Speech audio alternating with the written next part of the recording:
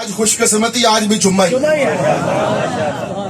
اسلام میں دو عیدیں ہیں، اور مولویوں اور سنیوں اور نبی کا میلاد منانے والوں، یہ میں آپ کو بتا رہا ہوں حقیقت بات ہے۔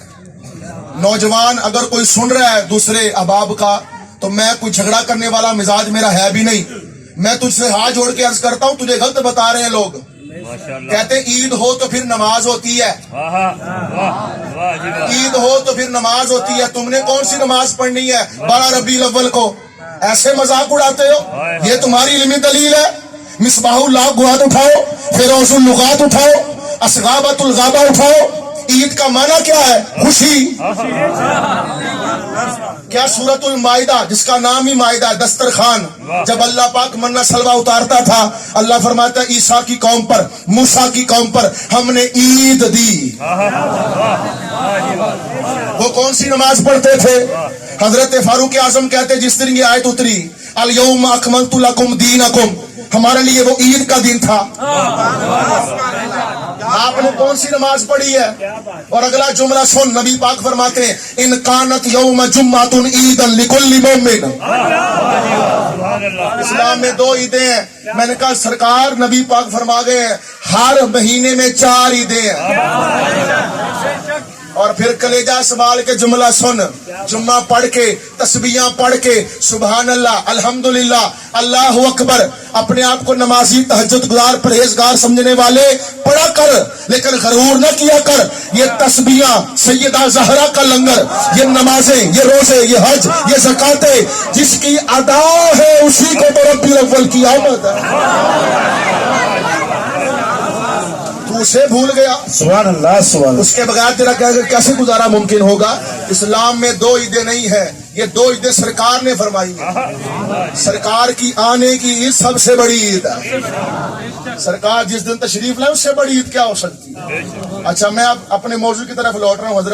حضرت عیسیٰ پاک نے کہا اذ قال عیسیٰ ابن مریم، توجہ فرما رہے ہیں آپ؟ حضرت عیسیٰ ابن مریم نے کہا، اللہ فرما رہا ہے۔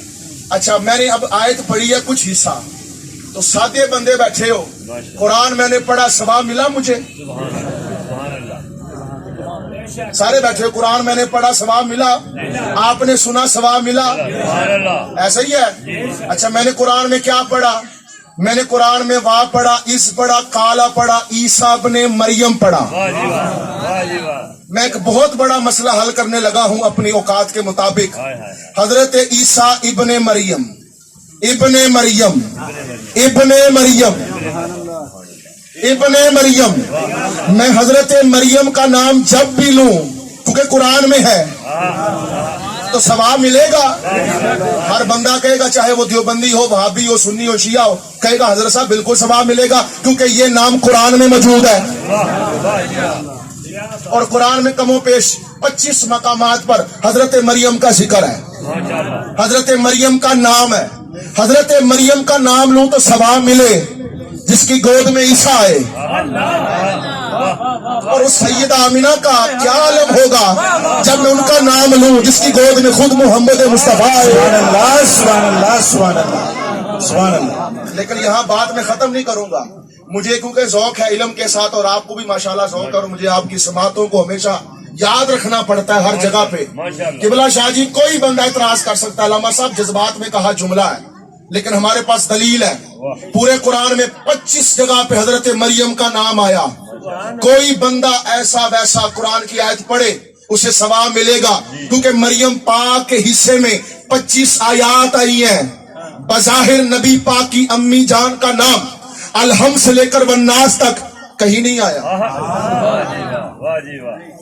آمینہ کا نام کہیں بھی نہیں آیا، تو پھر کیسے ثواب ملے گا؟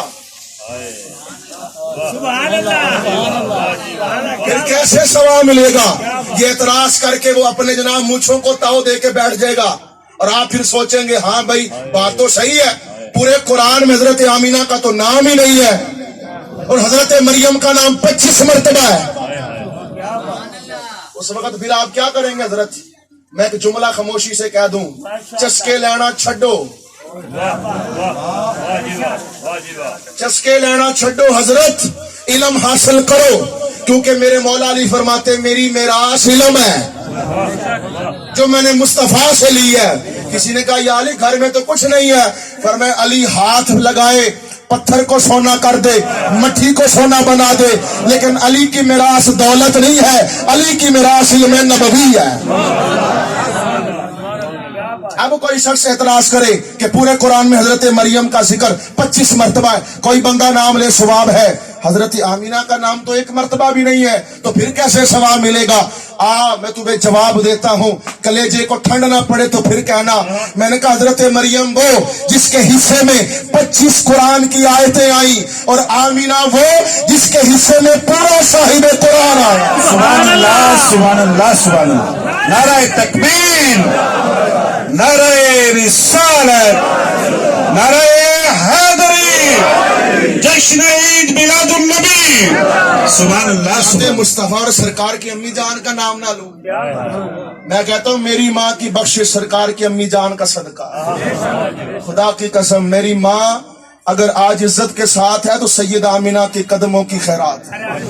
سرکار کی امی جان کی شان کے متعلق ایک بات اور سماعت فرمائیں, روح کو سکون ملے گا. حضرت شیخ عبدالحق محدث دہلوی رحمت اللہ علیہ, جن کی کتاب ہے مدارج النبوت, جلد 2 کے اندر آپ لکھتے ہیں کہ اللہ پاک نے حوروں کی جو سردار ہے جس کا نام لبن ہے, آخر میں 2 شد ہیں, اس کے اوپر پھر تنوین ہے, 2 پیشے ہیں. فرمایا اسے اللہ پاک نے سیدہ آمنہ کی زیارت کرنے کے لیے بھیجا. سرکار سیدہ آمنہ پاک پوچھتی ہیں تو ہے کون؟ تیرے دائیں آگے پیچھے نور ہی نور ہے. وہ جو حوروں کی ملکہ تھی وہ مسکرا کے کہتی ہے سیدہ آمنہ میں جو کوئی بھی ہوں, یہاں پر میں اپنا عہدے سے نہیں آئی, آپ کی نوکر بن کے آئی ہوں. اور میں جس بات کو کوڈ کر رہا ہوں, شیخ عبدالحق محدث دہلوی رحمت اللہ علیہ فرماتے ہیں یہ کون ہستی حضرت جس نے 8 سال اپنی داڑھی سے نبی پاک کے مواجہ شریف کی صفائی کی. اور میں ایک بات اور عرض کروں, ان کی کتاب ہے اخبار الاخیار شریف, جس کا ترجمہ کیا مولوی الہی بخش بلند شہری دیوبند, اور ایک اور فرقے کے مولوی ہیں وہابی کے, انہوں نے ترجمہ کیا. دیکھیں حضرت بڑوں میں کوئی اختلاف نہیں تھا, بڑوں میں کوئی اختلاف نہیں تھا. شاہ جی سارے ایک سی سونے دا میلاد گج وج کے مناندے سی. شیخ عبدالحق محدث دہلوی فرماتے ہیں میرے مالک میں نے کئی حج کیے پر مجھے امید نہیں قبول ہوں گے, میں نے کئی نمازیں پڑھی پر مجھے امید نہیں کہ قبول ہوں گی, میں نے کئی روزے رکھے پر مجھے امید نہیں کہ قبول ہوں گے, میں نے کئی دن تک تہجدیں پڑھی, عشاء کے وضو کے ساتھ فجر کی نمازیں پڑھی پر مجھے پتہ نہیں قبول ہوں گی یا نہیں.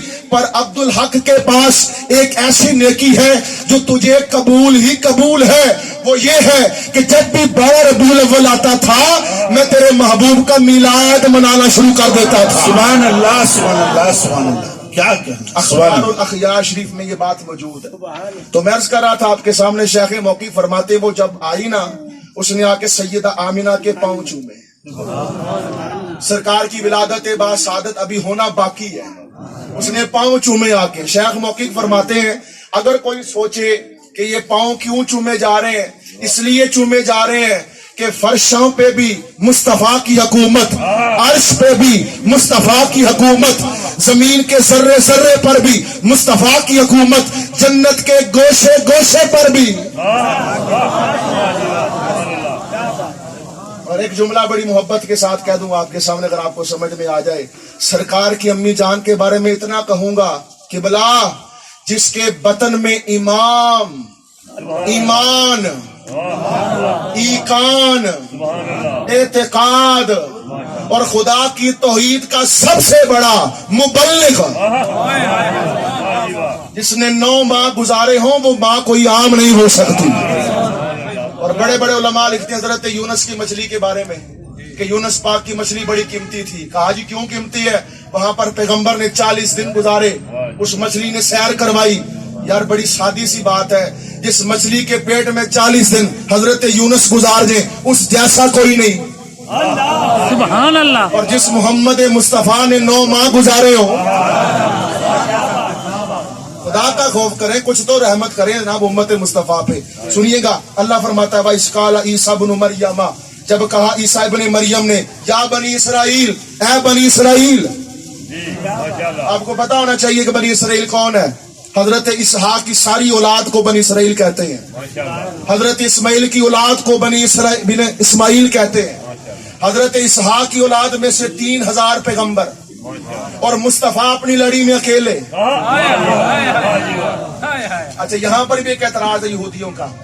अगर आप देखें इंसाइक्लोपीडिया पढ़ के देखें, उसमें लिखा हुआ है, देखे जी, जिस सफ में 30,000 बंदा बैठा हो वो अफजल है या एक बंदा बैठा हो वो सफ अफजल है।